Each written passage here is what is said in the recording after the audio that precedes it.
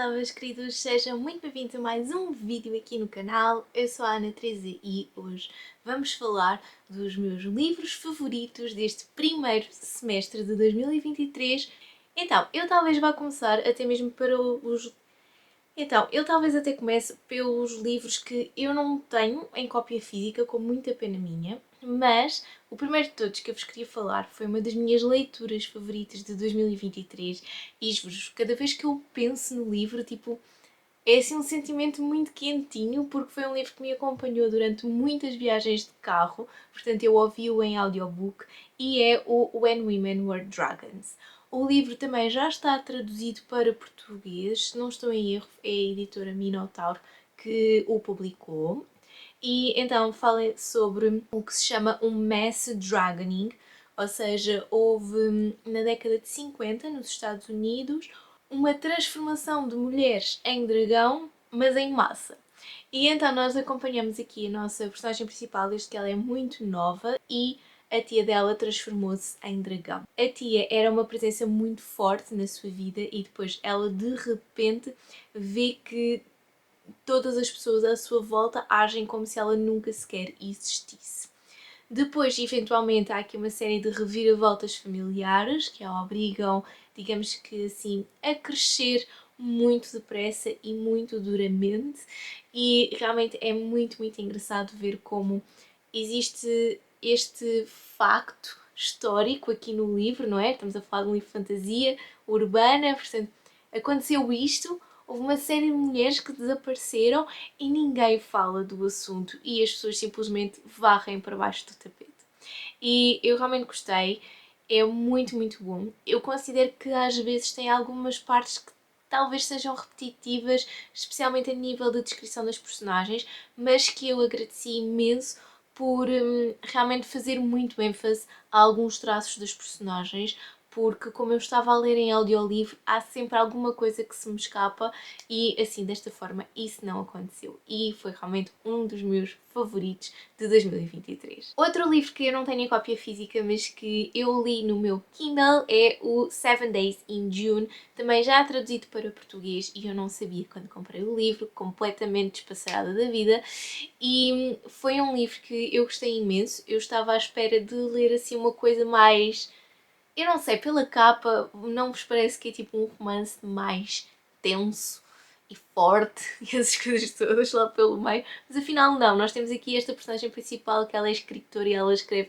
livros sobre vampiros e feiticeiras e é tudo muito steamy ali pelo meio, depois ela tem um grande clube de fãs que é completamente tipo maluco da vida, aquele clube, e então depois ela vai a um painel, ela encontra-se com um escritor e depois nós afinal descobrimos que eles já se tinham encontrado quando eram mais novos e depois a trama começa toda a desenrolar-se a partir daí e temos aqui um slow burn intenso, não é? Do género, eles já se encontraram e agora estão ali e nós sabemos que eles gostam um do outro, mas ao mesmo tempo cada um tem os seus problemas, a sua vida e portanto há coisas mesmo muito complexas ali a ocorrer pelo meio, mas que nos faz torcer muito, muito por eles. E realmente eu gostei muito deste livro, fiquei muito surpreendida pela positiva e é claro que vou ler mais coisas da autora. E agora vou passar então para os livros que eu tenho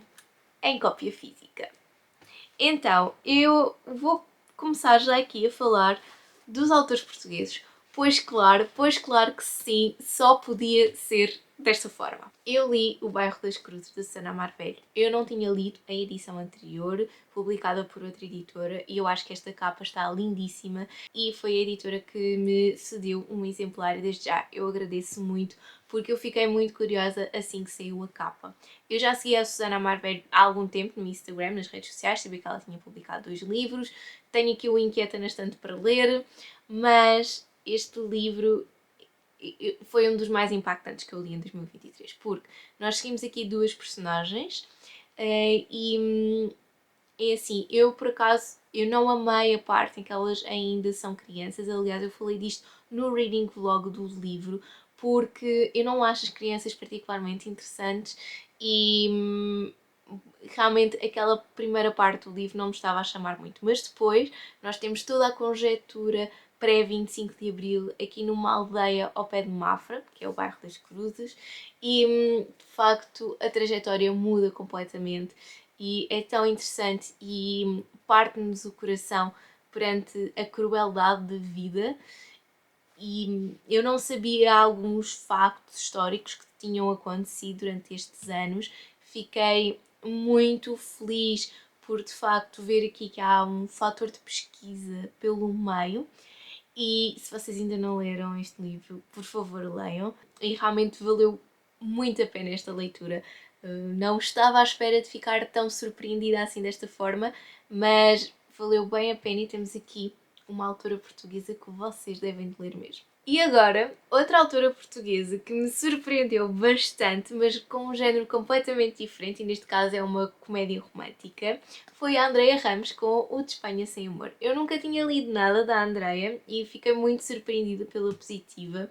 Acho que nós temos aqui um friends to lovers, to strangers, to friends, to lovers. Tipo, isto é toda uma salganhada muito interessante e muito, muito boa. Nós temos aqui, portanto, a Benny e o Tomás e para eles ficarem com o apartamento do irmão da Benny, eles têm que fazer uma viagem pelo sul de Espanha juntos e quem não desistir da viagem é quem fica com o apartamento. E eu acho que isto, primeiro de tudo, é super relatable, tendo em conta toda a conjectura tipo de alugar casa, o quão difícil é e o quão difícil é arranjar algo em condições para viver. E portanto logo aí eu consegui identificar-me bastante. E depois, no fim do ano passado, eu viajei até Sevilha. E então quando eles param em Sevilha, eu fico completamente encantada. E acho que para primeiro livro introdutório, digamos assim, ou seja, para eu conhecer a Andreia enquanto escritora, acho que valeu completamente a pena. E foi um livro tão bom, tão maravilhoso, tipo, eu estava completamente viciada nestas páginas e vale mesmo muito, muito a pena. É aquele género de livro que vocês podem e devem levar para a praia este verão. Eu comprei este livro na Feira do Livro e depois levei-o comigo para ler e eu li-o em menos de 24 horas, porque lá está, também é uma graphic novel, portanto lê-se bem. E é A Princesa e a Tosta de Queijo. E o que é que eu vos posso falar sobre este livro? Primeiro de tudo, há muitas referências a queijo, ok? Portanto, temos o Conde Camembert e a Princesa Brie.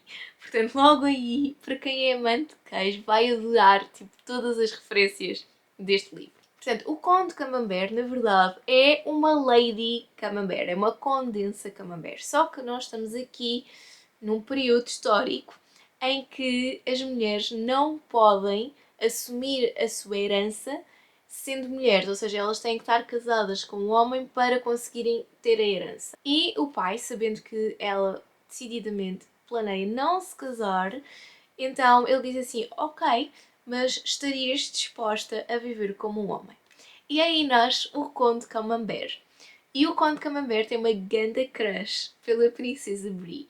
E é recíproco. Só que depois há aqui coisas pelo meio, incluindo tostas de queijo, como é óbvio. E é tão fofinho este romance, esta graphic novel. É tão querida e realmente todo o setting é muito, muito fofo. Portanto, se vocês querem ler assim uma coisa que vos vai trazer assim, aquele calor ao coração, A Princesa e a Tosta de Queijo é de facto uma graphic novel essencial para isso. E depois, por fim, eu tenho aqui um livro que eu pensei que já tinha lido ano passado, mas afinal não tinha, e então eu decidi pegar nele, decididamente, e foi A Ciência do Amor, da Ali Hazelwood. O que é que eu tenho a dizer sobre este livro? Então, eu considero que é melhor do que A Hipótese do Amor. E vou explicar aqui os meus motivos.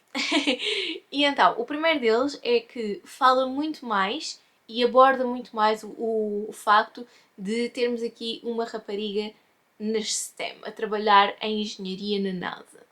E logo aí isso já é super cool, mas todos os entraves e obstáculos que são colocados à pesquisa dela, eu achei que eram essenciais para a narrativa avançar e também tornavam a personagem muito relatable, ou seja, muito fácil de nós nos identificarmos com ela, porque em algum ponto das nossas vidas nós já tivemos este género de obstáculos não no sentido de talvez criar capacetes para a NASA, claro que não, mas de sermos constantemente inferiorizadas e de também desvalorizarem aquilo que nós dizemos, apesar de termos pleno conhecimento da área.